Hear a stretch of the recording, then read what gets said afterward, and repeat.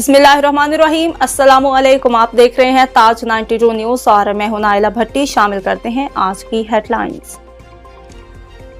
टंडोला यार से तारक हमीद अब्बासी की रिपोर्ट शामिल करते हैं। स्पेशल बच्चों के हवाले से राशिदाबाद में कायम दारुल सकून राशिदाबाद का इदारा इंसानियत की खिदमत में फरीज़ा अदा कर रहा है।